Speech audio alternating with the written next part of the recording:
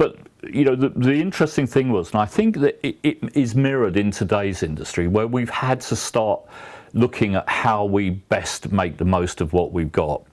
It's a kind of full circle in a sense, where then there was no infrastructure to everything, you know, but there was no computers for a start off, and so everything was invented, everything you were doing was invented. You walked into a record shop, if you wanted to get in your stock into a record shop, you had to invent a way of getting it in there, otherwise the dealer would heave you out the door. And my worst battles as a rep for Transatlantic were with the major record companies. Standing in a record shop in Bristol, presenting in a normal way. I, of course, was dressed in jeans and had long hair and was modern day rep for all intents and purposes.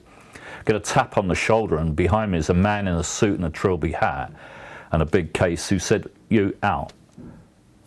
And I looked at this person and said, "What do you mean, me out?" He said, "I'm the Decca rep. I'm in here." And I said, "You fuck off." And he tried to manhandle me out, so I had to deck him.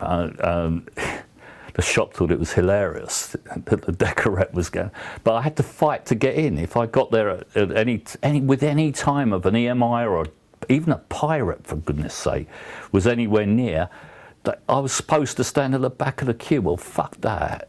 And we were working really hard to build something, and these old boys were, I mean, they were driving Ford Cortinas, for goodness sake, and we were still going around in minivans. I remember going into to WH Smith's, and I persevered to, and I sat in, and her name was Joanna Smith as well, and she was somewhere down the road of family, and I sat there I just made my way in there and sat in their reception in their place in Portugal Street in those days. And in the end, she looked at me and she said, "What are you doing here again?" And I said, "Because I've got to see you. You know, I can't. WH Smith's in every high street. You've got to at least look at what I can do." And she, come in, and I sat and went through things with her. She said, "Well, okay, you can try some shops." So I said, "I'll tell you what I'll do. I'll put it in. I'll put a sticker on everything." And as they say, your shops don't need to do anything. Just put it on a card and set it. I invented this thing as I was going. I had no idea what I was talking about.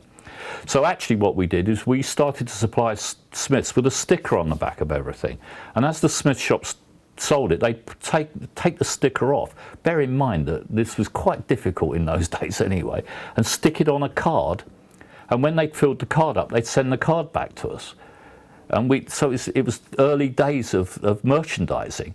And actually, that turned out to be it got so big that we couldn't do it in the end. So they had to let us send our vans in there and do van sales in there. So actually, you know, by default of invention and of thinking of a way of getting through the door, the company began to grow, and that helped. I mean, we had some very successful records with people like Bert Janssen, John Ramborn, and the Pentangle, of course, and you know, and latterly bands like Stray and Marsupilami, and you know, all sorts of things came through in the end.